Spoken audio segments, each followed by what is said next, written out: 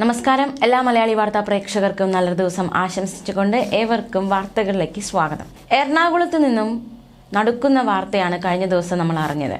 Kakkanad customs ക്വാർട്ടേഴ്സിൽ കൂട്ട ആത്മഹത്യ നടന്നു എന്ന സൂചന അടക്കമുള്ള സംഭവ വികാസങ്ങളാണ് 3 പേരെ ക്വാർട്ടേഴ്സിനുള്ളിൽ മരിച്ച നിലയിൽ കണ്ടെത്തിയിരുന്നു. Central excise assistant commissioner Manish, സഹോദരി ശാലിനി, അമ്മ ശകുന്തള എന്നിവരെയാണ് മരിച്ച നിലയിൽ കണ്ടെത്തിയത്. ജാർഖണ്ഡ് സ്വദേശികളായിരുന്നു ഇവർ. വീടിന്റെ കതക് പൊളിച്ച് നടത്തിയ പരിശോധനയിലാണ് മൃതദേഹങ്ങൾ തിരിച്ചറിഞ്ഞത്. ഒരാഴ്ചയായി മനീഷ് ഓഫീസിൽ എത്തിയിട്ടില്ലായിരുന്നു. അന്വേഷിച്ചെത്തിയപ്പോഴാണ് വീടിനകത്ത് തൂങ്ങിയ നിലയിൽ 2 മൃതദേഹങ്ങൾ കണ്ടത്. പ്രദേശത്ത് ദുർഗന്ധമുണ്ടായിരുന്നു. ആദ്യഘട്ടത്തിൽ മനീഷിന്റെയും സഹോദരിയുടെയും മൃതദേഹങ്ങൾ തൂങ്ങി മരിച്ച നിലയിൽ കണ്ടെത്തി.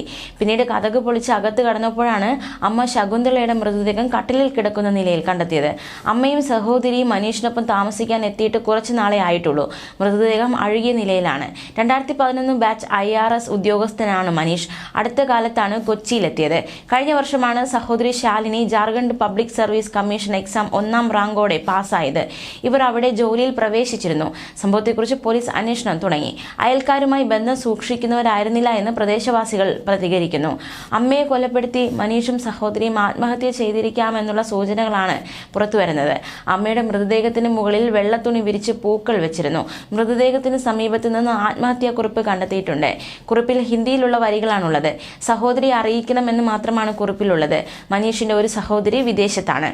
അടുക്കളയിൽ കടലാസുകൾ കൂട്ടിയിട്ട് കത്തിച്ച നിലയിലും കണ്ടെത്തിയതായി പോലീസ് അറിയിച്ചു. മരിച്ച നിലയിൽ കണ്ടെത്തിയ GST അഡീഷണൽ കമ്മീഷണറെയും കുടുംബത്തിന്റെയും പോസ്റ്റ്മോർട്ടം ഇന്ന് നടക്കും. ശാലിനി വിജയുടെ സർക്കാർ ജോലിയുമായി ബന്ധപ്പെട്ടുണ്ടായ ആരോപണങ്ങളും കേസുമാണ് കൂട്ടാത്മഹത്യയിലേക്ക് നയിച്ചത് എന്നാണ് സൂചന. അമ്മയെ കൊലപ്പെടുത്തിയ ശേഷം മക്കൾ ജീവനൊടുക്കിയെന്നാണ് പോലീസിന്റെ പ്രാഥമിക നിഗമനം.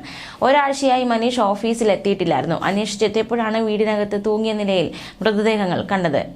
Shalini Jharkhand public service commission exam 1ാം റാങ്കോടെ പാസ്സായി ജോലിയിൽ പ്രവേശിച്ചു. പിന്നീട് വളരെ വലിയ രീതിയിൽ വിവാദമുണ്ടാകുന്നു.